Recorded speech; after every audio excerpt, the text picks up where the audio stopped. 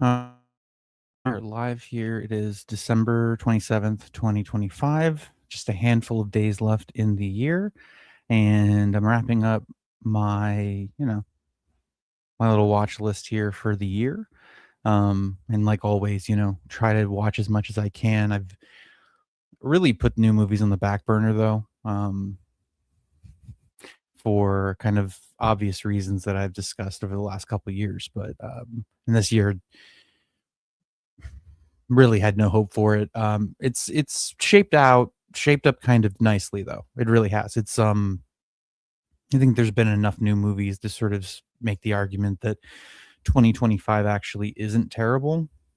Um, which of course I'm contradicting myself, disagreeing with Paul Thomas Anderson, who a month ago kind of said, it's been a good year, and it's like, yeah, it's been okay. I'll say that it's been okay because and really it's just the deluge of movies coming at the end of the year that have been better than the average new movie that's come out the last couple of years. So the last this decade, really, the 2020s.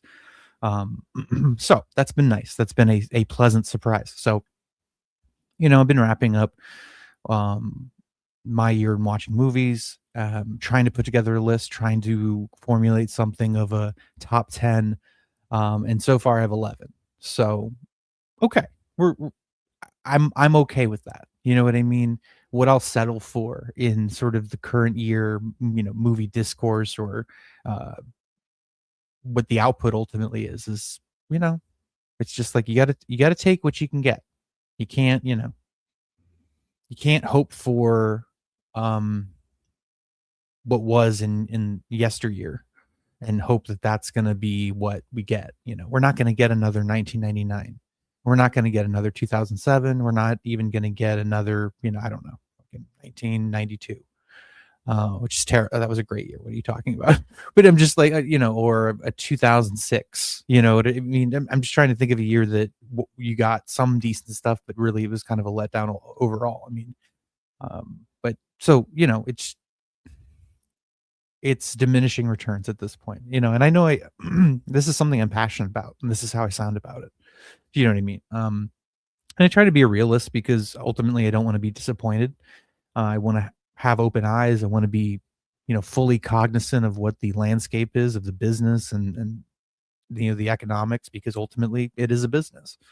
People seem to forget that, or don't like to acknowledge that because they are so tied to the artistic component. It's just like, it doesn't matter how it makes you feel, because at the end of the day, you have to execute something that enough people buy that you can continue conducting business. That's it, buy for $1, sell for two, and I'm still waiting for Hollywood to adopt what that screenwriter, the guy who basically, he was Jeffrey Wright in American Fiction, talking about like, hey, Hollywood, take $100 million and make $10 million movies, or make five $20 million movies, or make, whatever it is. But it's like, you guys have the resources. You can do it in a smart economic way, and you don't want to. It's like the only way you see any movement on something is if a project costs over $100 million and utilizes CGI, and it's like, oh, there's IP connected to it. And it's just like, what the fuck is wrong with you people? Why are you a movie executive if you're not going to have the balls to say, yeah, let's take a chance on something, that's, hey, maybe people aren't going to rush out to see it. Hey, maybe we could be creative on the marketing end. Hey, maybe we could, but it's just completely dead end. It's a complete dead end.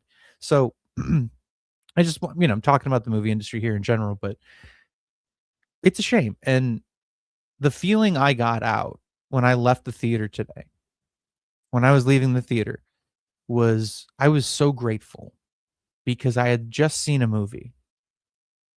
I had just seen a movie that wasn't connected to IP. It wasn't a sequel. It wasn't a remake. It was about a human being, a flawed human being, who causes a lot of pain and a lot of destruction. And he's still the hero of the story because it's his story. He's the title character, Um, and he goes through all these crazy events and runs into I mean, it's like a 70s road movie in a lot of ways and in parts. I mean, it has a lot in common with these like 70s New York movies made by, you know, Woody Allen's a terrible example to use here. You know what I mean? But, you know, certainly Scorsese, certainly Cassavetes, there's those influences all over this movie. Um, and you know, I was never a fan of John Cassavetes, but there's no denying a rawness and a real quality that he wanted to capture in his films. You know, shadows, um, faces, and yeah, I mean, I hate these movies. By the way, I fucking hate John Cassavetes movies.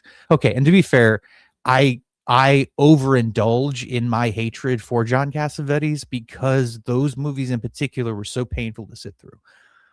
I love Killing of a Chinese Bookie, you know, with Ben Gazzara. That's a fantastic film. It's fantastic. That's like if you want to know me as a person, watch that movie and it's just you'll understand or whatever. That sort of melancholy, sort of like you live in a corrupt world and, you know, it's not going to end well for you and that's what it is. Like that's your existence. That's your life. And you know it. You know it through and through and you've accepted it. So anyway, that's I mean, he was capable of making a good movie. It's just, you know, the things he did make that I Gloria, you know, not Big Night. Was it Big Night? No, because that's the fucking that's the restaurant movie that I'm thinking of. No, but whatever. Gina Rollins is in it. I don't know, but she's in like so many of his movies, so it's not important. Anyway, there is that raw and real quality to this movie. It does have somewhat of a frenetic pace. The people that are saying that it's like uncut gems again, it's not. It's really not. It's a completely different movie. Much more. I'm going to sound like an idiot now. Much more character driven, but no, I mean it's about this guy and, you know, pursuing being a great ping pong player, but really it's about his life. It's about how chaotic and messy and convoluted the relationships are, and certainly shows somebody that is just doing his own thing and kind of doesn't give a second thought to how he utilizes people and relationships. He's arrogant, he's full of himself, completely egotistical, but in that sort of young person facade way where it's like, you know, yeah, you're full of shit, but you kind of have to have that a little bit in creating your own identity in this world that you're trying to be taken seriously in. And listen, I understand this so well. You know, this watch, he's supposed to be 23, I guess. Well, you know, this thing where you're putting on this affect, you're putting on this almost persona, this performance for people to so that they take you seriously. And it's like if you have any life experience, if you've been through anything, you see these people coming a mile away. You see these people coming a mile away because they're so loud, because it's so like, you know what I mean? And you get better at it over time.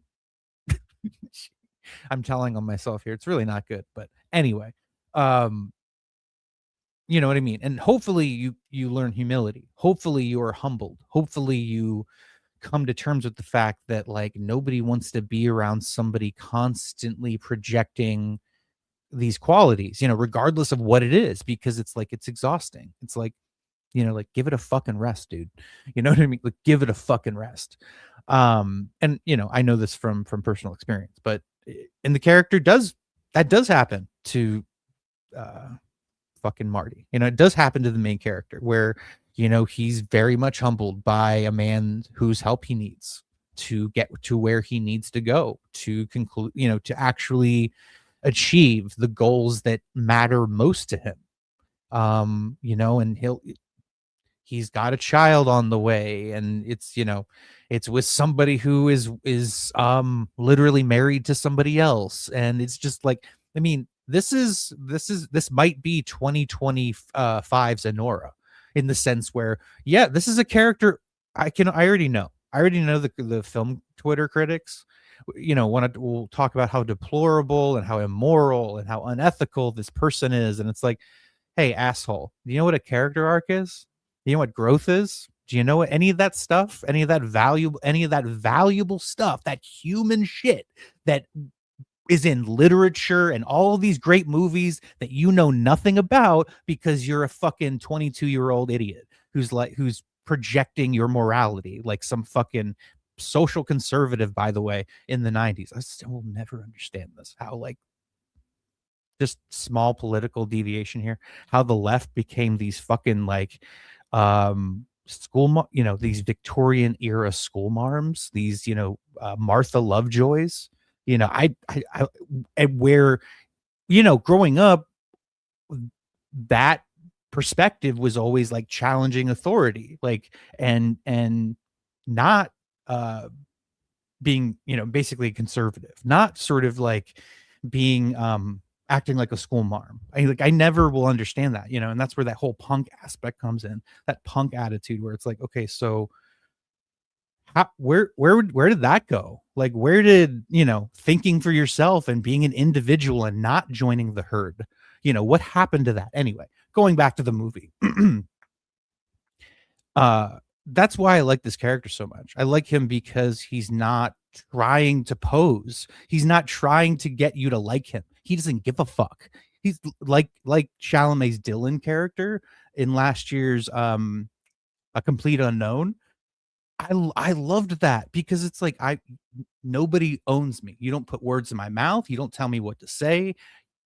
I'm not here to join your fucking political cause. Like, I love that. And some of that very much carries over into this character in a much more headstrong way, in a foolish young person way, where, and this is true as a young person, you hurt people, you say stupid shit because you feel a certain way and you don't understand the damage you do in the moment. And to see this character over the course of this 2.5 hour movie, and it is long. I do think but I never felt like the movie overstayed its welcome. I think Safdie does a good job of jumping around, but you see every emotion, in the book, every emotion that an actor has in his repertoire, Chalamet has to utilize here, and he hits it on the mark every single time. And he plays a guy that he's got the thin mustache and like the kind of like shorter bangs out, to the side, and like he looks like a dude from the 1950s. It's so weird. And yet this movie, it feels like it could be made in any era.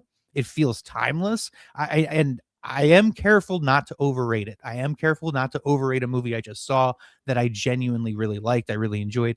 I wanted to give it a higher score than I gave it, but I didn't, because I'm trying to sort of grade it appropriately and score it appropriately. But there are there are some performances in this that aren't necessarily great performances, but like the actors he got, and I use actor loosely. Abel Ferrara is in this. When I saw his name show up in the credits as like the fourth or fifth actor, I was like, what? Abel Ferrara is acting in this? Okay. And then I didn't see his name in the credits, but when he showed up, I was like, this guy looks so fucking familiar. Who is this guy? It was Penn Jillette. It's Penn Jillette with like none of his hair dye. Like, he looked weathered, looked haggard. I thought they did an incredible job with those two. And then this is going to be a little controversial, but I'm going to stand behind it because I feel this way. The most surprising performance of the movie, and I think he deserves an Oscar nomination, Kevin O'Leary. I was like, wait a minute, is that Kevin O'Leary, the Shark Tank guy? And I guess I did a flash, I hit like flashback on, like, oh, that's right, he is in this, and like he's in this movie. He's actually really good. He's actually really good. Now, somebody tweeted to me like he's basically playing himself, and it's like, hey, I can't deny that. And I haven't really seen a whole lot of him in general. I know he I think he was pretty supportive of the president, and he's been on CNBC talking about him and whatever. But outside of that, I don't know much about the guy. But he was pretty good. I was He was pretty good. I was genuinely surprised how effective he was. And he plays a pretty big role, even in his supporting capacity here. So those two, I'm interested to see how well they do with the Oscar nominations. I definitely think Marty Supreme is going to get a Best Picture nomination, especially when they're looking for excuses to have 10 movies. It's never been a good. I feel like every year they've had the 10 movies, they always throw things in there that don't deserve it. So this being like one of the best movies this year, I think it definitely will get a slot. Um, but man, and it's definitely not apparent at first that the movie's going to be good, because like I was like halfway through, I was like, I don't know if this movie's good or not. Because and again, I know that sounds bad because like as a critic, you're like, you don't watch the whole movie to decide first, and it's like you've watched so many movies at a certain point, you have a pretty good feeling at a certain point if it's going to be good or not. And when you're not sure, that's kind of exciting. That's kind of like, okay, this could go in I know it's like two directions, but really it's a multitude of directions. And in terms of what your overall score is, what you're going to grade it as, what the caveats are, you know what I mean? There's bad movies that have good things in them. There's great movies that have bad things in them. It's part of film production. But this one kind of surprised me. Now, when the first reviews came out for Marty Supreme, and it was like maybe a month ago, like wasn't it around Thanksgiving? It was pretty crazy. It was like, okay, uh, you know, if it, here's the thing, the Safdies aren't really super, how do I want to put this? They're not super inside the industry. Yes, they're a known quantity. They've worked with A24 before, Uncut Gems, but really they're not super well connected. So if this movie genuinely wasn't good, I wasn't expecting critics to cover for them. And across the board, they were just like, this is the film of the year. And I was like, okay, I'm definitely curious. I mean, I was before, but with that reception, it definitely piqued my interest even more. So I'm happy. It's definitely a worthwhile watch. But the action of the ping pong was pretty well done, was very good, but it didn't dominate the movie like a lot of, like you'd think like a sports movie would. It's really not a sports movie. I know I tweeted out like there's these mirrored parallels to F1. I'm being very general when I say that because the movies are very different. But it's sort of, and I hate using this word, but somewhat unlikable protagonist, someone who's driven, someone who is, a loner, someone that kind of keeps to themselves, especially in the pursuit of what they're going after. And, Timothy Chalamet's character is not above being a criminal, basically. At moments, the things he does, the ways he gets by, because he's not a professional ping pong player yet, and so he needs to be able to feed himself and get from place to place and day to day, by whatever means he can. So, and we see Gwyneth Paltrow come back after so many years, and by the way, looks pretty good. She looked pretty good. Maybe I'm just getting up there in age and my standards are but she looked really good in this. And it was good to see her again. I've never had an issue with her. I know that she's kind of an annoying celebrity figure because of her like nutritional company, that she did for a while, and when she, when her marriage broke up or whatever with I think his name's Chris Martin, the lead singer of Coldplay. But I whatever. She just kind of went away as an actress for me. So I really had no opinion on her, but she's good here. She's utilized well. So as kind of an aging actress who's trying to stay relevant, as so many of us are, as we get up there in age. But there's just, and the movie's idiosyncratic. Like it takes you to so many different places. It keeps you on your toes. You really don't feel that 2.5 hour runtime. I mean, occasionally you're just like, okay, you do, but um, thinking back, thinking back about all the events throughout the narrative, throughout the arc, for Marty Supreme, it's just such a worthwhile theatrical experience. Um, and it instills you with the hope that, like, okay, they can do this. Now, this costs $70 million. So, and I'm sure the marketing for it will push it to 90, 95, if not 100 million, with that. And so is it going to make 250 million? Is it going to make $300 million? Probably not, And so, and it's A24, who seems to be okay taking losses. I don't know how they get financed or anything like that, but and there is money that comes with winning Oscars. I know that, um, you know, there's prestige, and there's things that come along with that, where it's like it's not a zero sum gain if it doesn't make back what it spent, you know. But yeah, I certainly think Timothy Chalamet should be the front runner. Leonardo DiCaprio being a Best Actor nominee is kind of interesting to me, because he's not. Is he on screen enough to be a Best Actor nominee? I mean, I'm sure he is, because that's what he's been nominated for, where he's won already at different award ceremonies.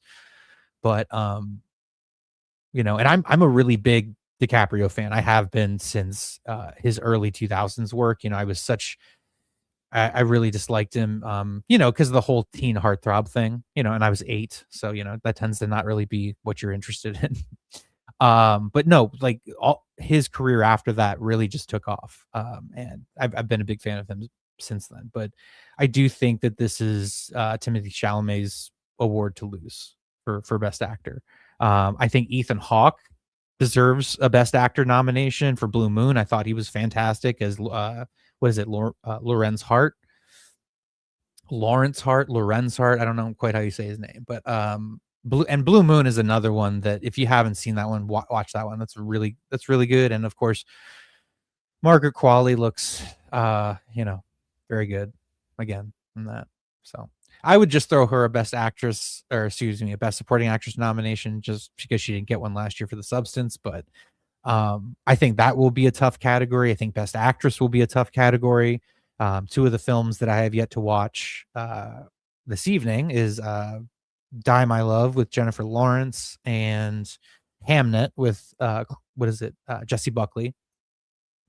So I'm definitely looking forward to watching those, just because they've been talked about as really top performances of the year in their respective categories.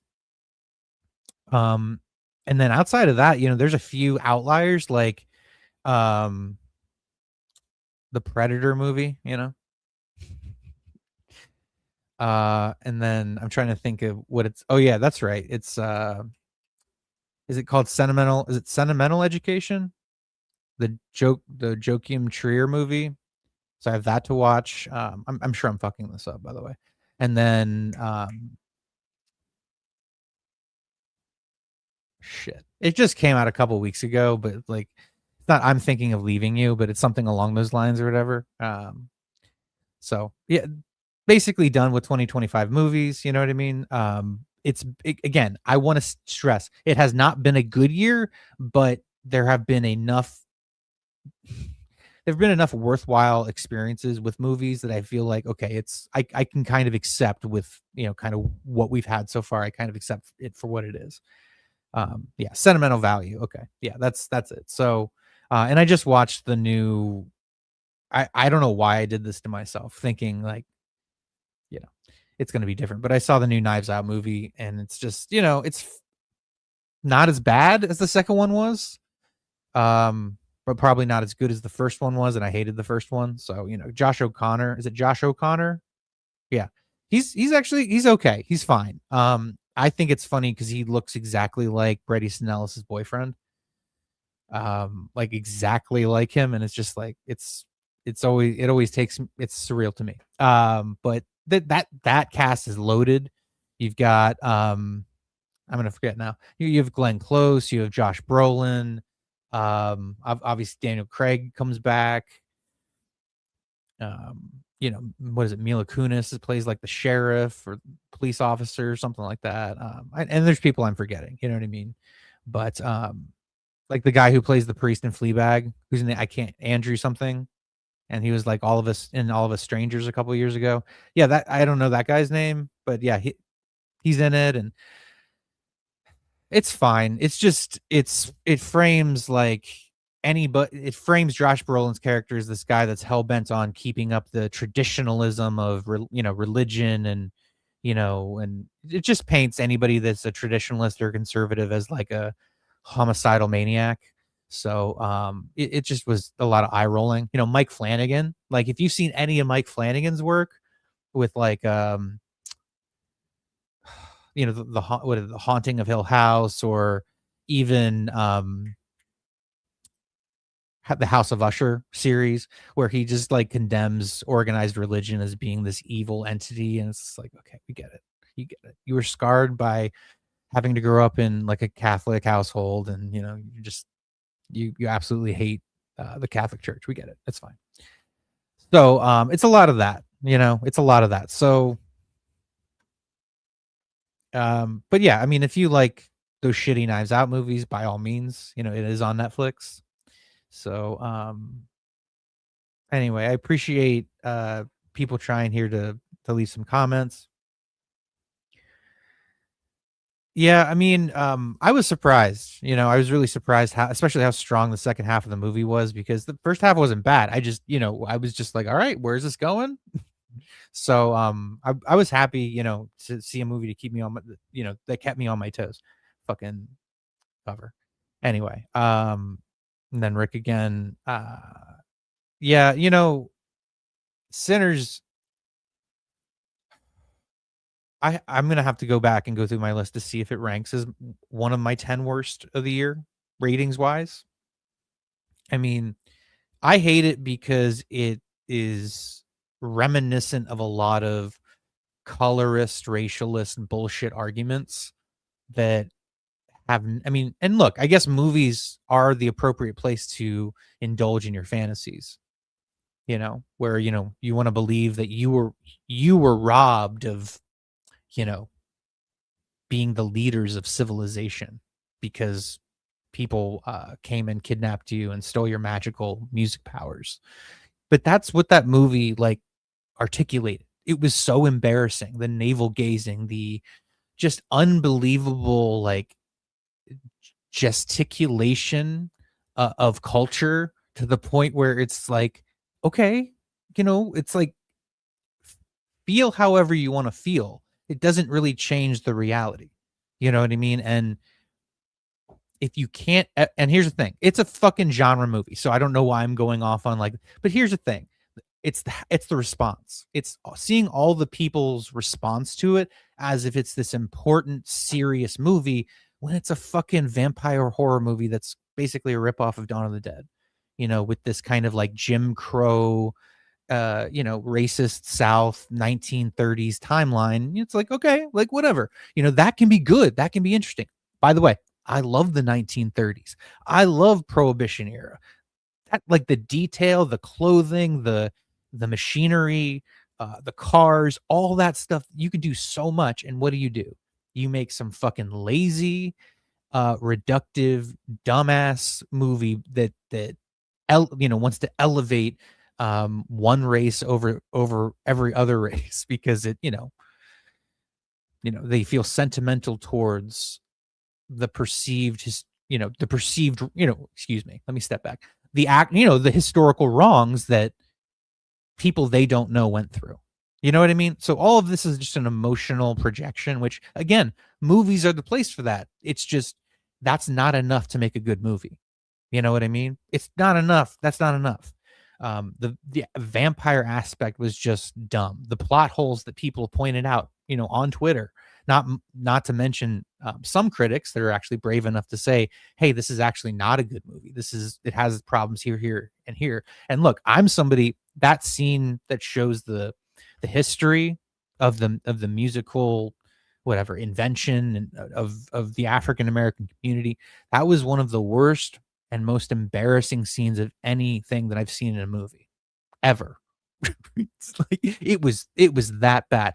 I could feel my soul leaving my body. It was that unbelievably embarrassing. So I mean, I'm a lot harder on Sinners than probably the average critic, even the average critic who didn't like it. So it might end up there, in my top 10, but of worst of the year, but we'll see. And maybe the Academy throws them a bone. You know what I mean? Just to kind of say, "Hey, you did really well," financially, because they did it with Top Gun Maverick. That was a bone. They were never gonna give that Best Picture. Come on, they were they were not. It temporarily saved the industry. That was an incredible story, and I didn't even like the movie. You know what I mean? Yeah, I didn't get it at all. It was just like I don't get it. So yeah, and then Sentimental Value. Yep, I got to watch that. Yep, it's Daniel Craig. I'm sure he's made a ton of money being James Bond and Benoit Blanc, but the only movie that he's been in that I own, I think, is Munich. Because he's serviceable in that, but he doesn't have to do much. He's just kind of that stone faced. I mean, he's got bangs because it's the 70s. He's got the like beach hair. I'm like, that's okay, that's weird, but yeah, that's he's not an actor that I've really warmed up to or liked too much. But yeah, I'm currently in my watch through for James Bond movies. I've been watching them, and I started all the way at the first one, which was Doctor No, I think, 1962. And I'm all the way up to GoldenEye now. So almost done with those. I just hate James Bond movies. I've discovered I think they're so fucking dumb. My favorite probably is on on Her Majesty's Secret Service. Yeah, 1969. That one's fun on the skis and Diana Rigg. But nope. So those are the movies I got to watch yet. I pretty much done though with my 2025 list. I'm really bummed out that I'm not going to get Bradley Cooper's new movie. Is This Thing On? Watched before the end of the year because I don't know. It's a weird thing where it's like I want to see it, and I'm almost apt to say it has a good chance of being, but I have no idea. That's the real truth. I have no idea. I just have liked his last two movies, Stars Born and Maestro. I thought Maestro was so good. I thought it was such a like old piece of Hollywood movie making, this like relationship I don't know if melodrama's right, but just some of that stuff was so heartbreaking between Bradley Cooper and Carey Mulligan, and like when his daughter comes out and he can't even tell her the truth, and she's asking what the Jesus. And anyway, just that's a really good movie. I watched it a couple times, once by myself, once with my mom. But so I have kind of seen him grow as a filmmaker. I also feel bad for Bradley Cooper because it's like he got so much shit for Maestro, even like that he spent all those years learning to perfect it. By the way, Timothy Chalamet spent fucking 7 years learning how to play ping pong for this movie, so suck it. Anyway, so I mean, and I just liked it. I liked Maestro so much. And a lot of people made fun of it or didn't like it or just kind of thought it was whatever. And that's okay, whatever. But and my mom's a big musical fan, so she knew Bernstein as an artist pretty well, and so that was cool to watch with her and get her perspective on it. But so yeah, I'm glad, and Will Arnett apparently gives a really good performance as in the lead role. There's Laura Dern, who I certainly have been hard on and have made fun of, mostly because of her association with David Lynch and how much I hate his movies, but also because she's the daughter of Bruce Dern, who I really do like. And Laura Dern's fine, but she's just never really moved the needle for me as a performer. But and she deserved her Oscar for Marriage Story, but that's pretty much been her career for me. But yeah, Marty Supreme, go see it. Really good movie. Here as we were closing out 2025. I need to drink some water, so I'm gonna go grab that real quick, and then we'll talk about Rob Reiner. And reading that news,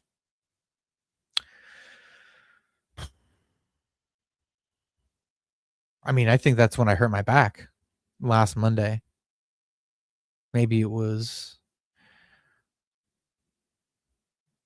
I mean, maybe it wasn't. I don't remember, but I remember it was a Monday morning because I went to the gym real early, um, and I don't tend to check my phone, because I'm pretty focused on just driving to the gym, getting my workout in, going from there. Um, and I saw the news when I got home on my phone, and you know, I it's been a rough year, and just take away all the, I don't know, take away all the violence, I suppose. Just people who have passed away, who have died, whether it's Gene Hackman or Michael Madsen or,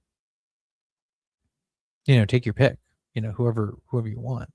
It's been a tough year. And then you throw in the other things that have happened. Um, and then coming to Rob Reiner and the fact that it was his own son and the fact that, talking about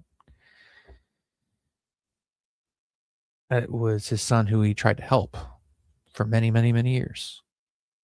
And you what do you hear? What do you think automatically? I guess, or what do you, and not even think, because again, it didn't even occur to me. But it's true. Rob Reiner was very vocal on Twitter about Trump and how much he didn't like him, and he was a very vocal political advocate for the Democrats and liberals. And I mean, that goes back. That goes back to Archie Bunker and All in the Family. You know what I mean? So.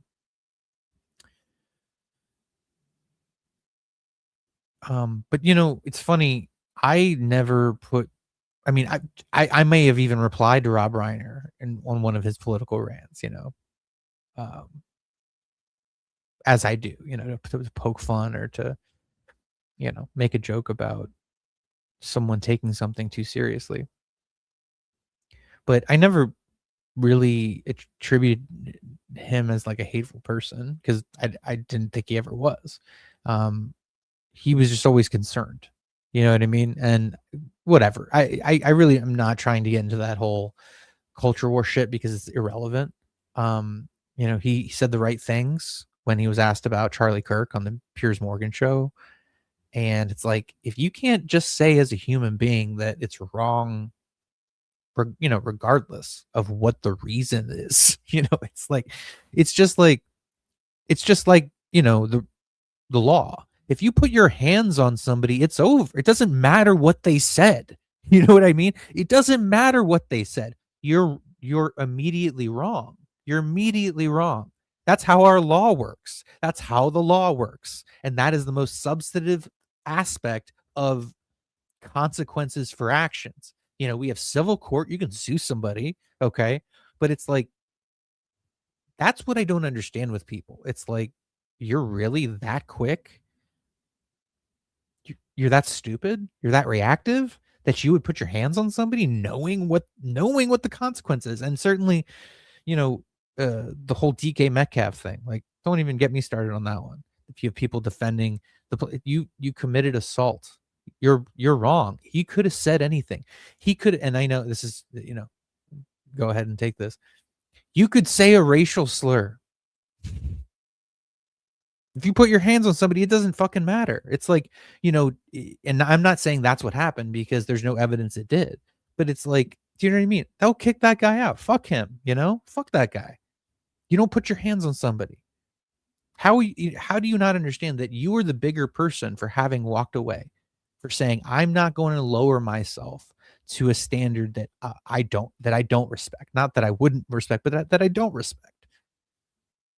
And so it's just, that's what I don't understand. That's what I can't grasp with it. You know what I mean? And so, and obviously in the case of Rob Reiner, we're dealing with somebody who is deeply disturbed, potentially had issues with schizophrenia, and what's crazy about all of this is that And I'm really not trying to make this about me at all, but just in how I relate to it.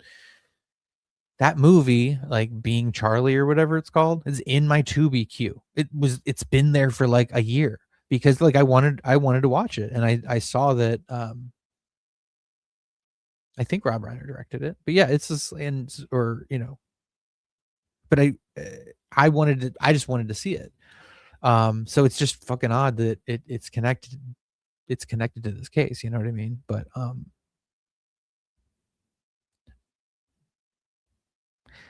and I don't know, maybe it's because I'm sane, but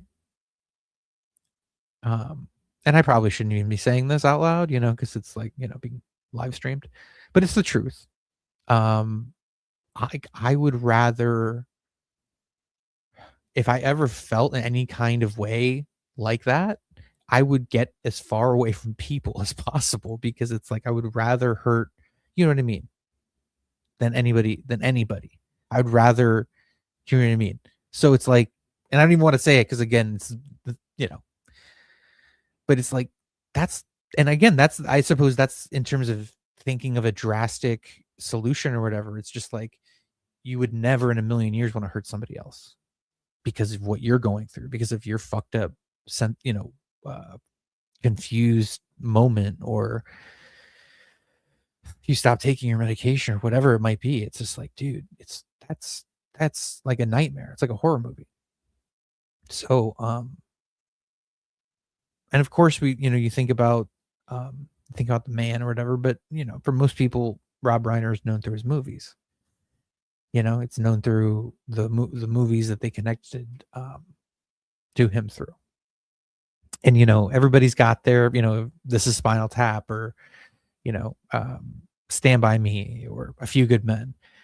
My movie that I relate to Rob Reiner on is The Princess Bride, which is a movie that I saw, like, we didn't even have the VHS. It was like the tape, the Scotch tape VHS of it off of like HBO or something. But that's a special movie to me. Yes, it's funny. Yes, it's satirical and fairy tales and all that stuff. But it's special because, without any understanding of a deeper cultural connection, or the fact that it's beloved by so many people, by the way, of course, but you don't know that as a kid. You don't know that the first 6, 7, 8 years of your life. And certainly,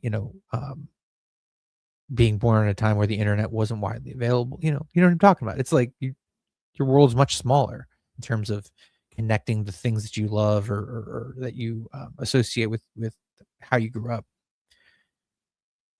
But there's so many things. I've seen that movie so many times, and there's so many aspects to it that are deeply personal, or connect to relationships or other people.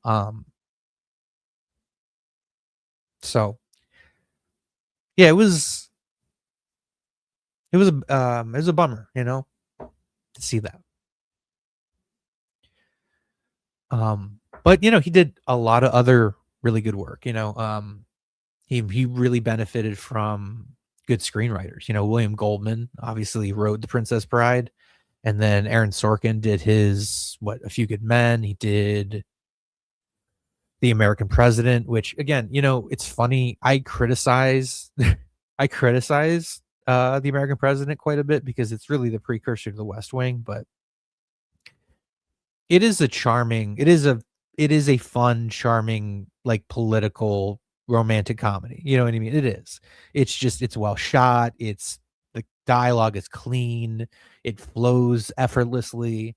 The politics are really dumb, pro-Democratic Party nonsense that the current day Democrats couldn't live up to if they fucking, whatever. You know what I mean? Like they're full of shit. So I'm talking about like standing up for your opponent's rights and, free speech and what that means. And I mean, these people are fucking hypocrites. So but again, it's a movie, and that's why it works, and it's fine. If you just ignore the political reality to what they're talking about. It's like in Dave, where Kevin Kline has that absolutely stupid idea of like giving everybody a job. It's like, yeah, sure, it sounds like a good idea, but the reality is a goddamn logistical nightmare. Okay, that's just a bureaucratic, like, yeah, this can't go wrong, right? Just an absolute nightmare. So anyway, it's fine. So I liked quite a few Rob Reiner movies. A Few Good Men is very good. You know, Nicholson's character is outstanding. Colonel Nathan R. Jessup. And I really think that's Tom Cruise's first great performance, his first performance where he has arrived. Despite his career starting over a decade prior with Taps. So, you know, and I'm sure there's stuff before Taps, but that's really the first, I think, like the first documented role where he's credited in a movie that isn't completely forgotten about. So, but yeah, yeah, The Princess Bride. That's a tough one. It's tough to lose the director of that movie, and I don't know, he didn't write the screenplay or anything, but I do think that that movie was a success, and it was as smooth as it was because uh, he was in charge of the production, and as you know, he was the director. So, um, and of course, you know, he did that recreation with his father a couple of days before his father passed away of the end of the movie. And yeah, so and that's where I first saw Peter Falk. You know what I mean? It's like, and I go 20-25 years before seeing Peter Falk in something else, but it's just such a memorable, indelible kind of film that it leaves its mark. The sort of love and care that you put into that um is carried by the people who it meant something to. So yeah, it sucks. It sucks to lose somebody like that. But and like again, it's if the political stuff matters to you, you know, I get it, it doesn't matter. Like I find James Woods annoying, but he has a right to say what he wants to say. Just don't let it dominate who you are. Don't let it dominate your personality because there's so much more to life than your political ideology. And of course, who knows what this fucking fight was over? Um, whether he was on drugs, whether he was schizophrenic, whether it was over money. That's really what a lot of people fight over, money. So, who knows, man? I'm sure it'll come out in the court case, but it sucks to lose somebody that was really beloved and creatively really important. I mean, his company, Castle Rock. I mean, they were a big reason that Seinfeld was so successful. Certainly the reruns, um, and their relationship with TNT and CBS, and you saw like the Shawshank Redemption, you saw the Green Mile, you saw um, certainly Stand By Me, and his movies with Aaron Sorkin, A Few Good Men and The American President, and you know, you s- I even looked it up, even though he didn't direct Dolores Claiborne. There it is, Dolores Claiborne. 1990. I think it was 96. So the guy was very successful. He was beloved. It's kind of a absolute tragedy that this happened. Um, and I really feel for his family. I feel for anybody that knew him because it's just such an awful thing to have to get that news. Um, So hope they're doing well. I mean, again, it's the same thing where it's like anybody that has to go through that or experiences something like that, it's like it's never appropriate. It's never anything that ever should have happened.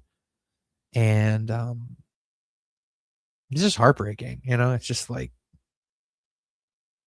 you haven't figured out by now that violence doesn't change anything, doesn't have any effect. Um, and if there is one, it's wholly negative, towards you, because it's just like it's your And what it really is, you know, someone that acts that way, it's their own inability to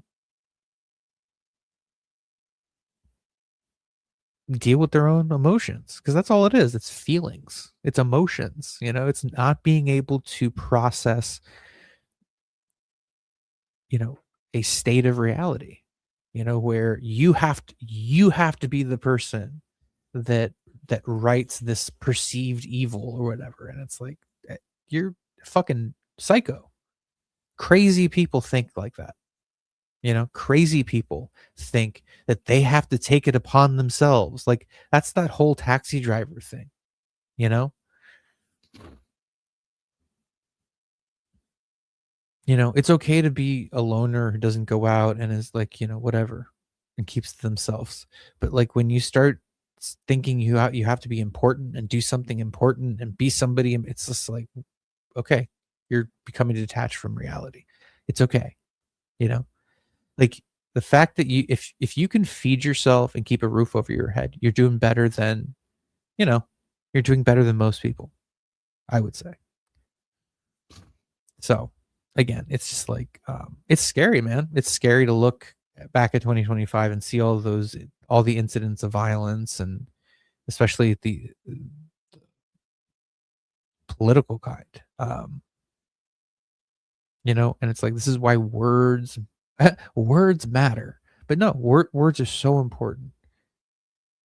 You know, it's like, as soon as you go to physical confrontation, you lose. You lose in the legal system, with the police, with justification for your actions. You know, self defense is not seeking physical confrontation. You know, that's not what that is. So, so, and you know, I know the whole statistical game. You know, I know that as much as violent stuff is promoted by the news and by, you know, grifting idiots who have money to make on X or Twitter, you know, we're we keep progressing towards less and less violence worldwide. And so I try to remember things like that, because all this stuff is constantly pushed into our purview.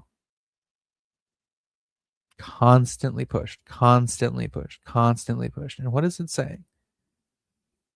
What is it really saying? Hey, be afraid.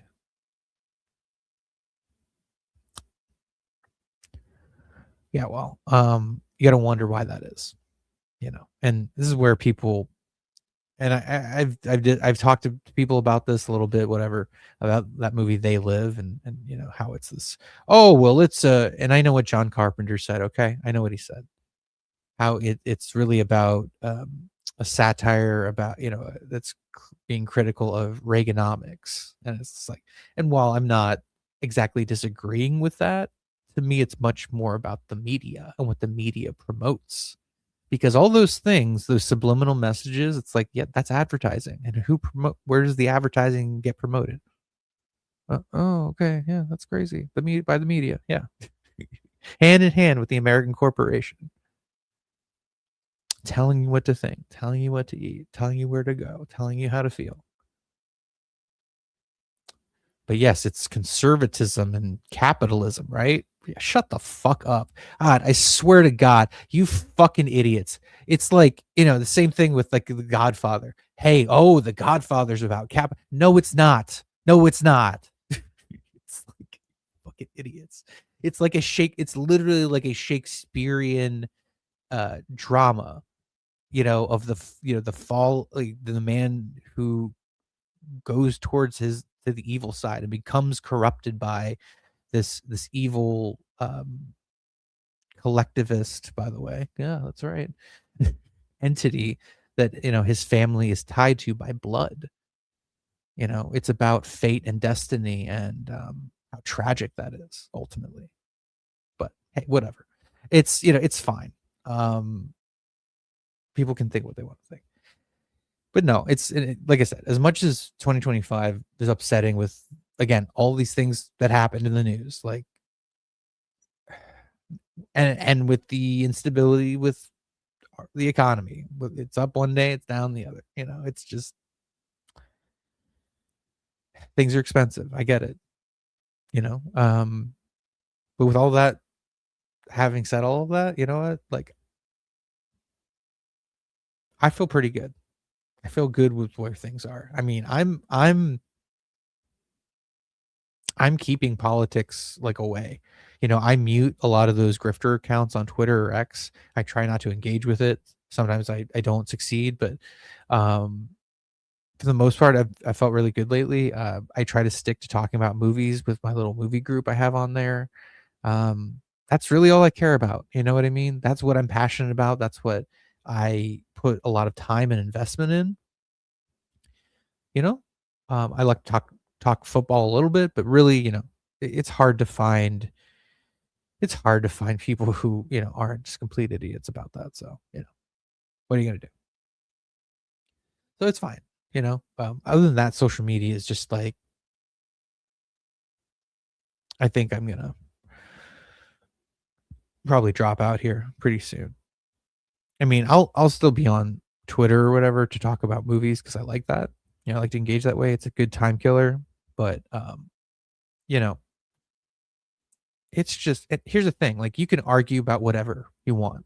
And you could argue at a very basic reductive level, or you can argue at, like, an intelligent academic level or whatever. And again, sure I'm using the wrong words to describe what I'm talking about.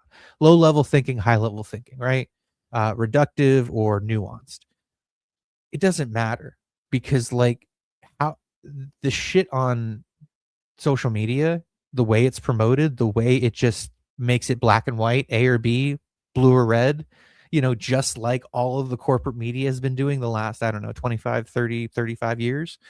It's just like, okay, this is the same prepackaged garbage, the same culture war talking points, the same, social conservative evangelicals versus the, whatever, liberal, communists, collectivists, they're all labels. They're all labels that don't mean anything. And I'm just tired. Not that they don't mean anything, but how people use them isn't specific at all, or it's general. And so it's, you know what? It's fine. It's okay. It's okay. You know what I mean? Like, I've had a small circle of friends. I try to do the things I enjoy. That's that's enough for me. You know what I mean? I love movies, so anytime I can pop in a movie I really like, and hey, I want to write about it, I can write about it. I want to talk about it, I could probably talk about it with some people who don't mind me bothering them about it. You know what I mean? So read some books. That's what I get pleasure from. That's what I enjoy. That's what I'm going to gravitate towards. Um, Knowing that people and companies and corporations are trying to manipulate me at every turn, it's just like, okay, so be aware of that and try not to let your monkey brain, you know what I mean, like, start throwing poop at people, theoretically, like calling them names. So anyway, so been talking about an hour. I really like Marty Supreme. I think it's the best movie of the year so far, which of course I'm running out of time on. I've got about 6 or 7 movies left to watch. And then look, all in all, it hasn't been a terrible year, even though I have said it's been a terrible year at different times. It just wasn't great. And this decade has been rough, I think, for output. And obviously the industry has been struggling. They can't really hide that fact anymore. It's been struggling for a while. So I hope all of you continue to have a nice Christmas holiday and a happy new year. If I don't stream again before we hit 2026, I want to be able to do this more often. I want to be able to actually write reviews consistently as, new movies come out. I want to be able to keep up with it. I feel like if I implemented a good, like, fitness routine and diet, I can hopefully take the focus I've had on that and put it into my writing about movies. So, yeah. Anyway, you guys take it easy. Thanks for dropping in and commenting and whatever, interacting. I appreciate it. You take it easy. Have a good night.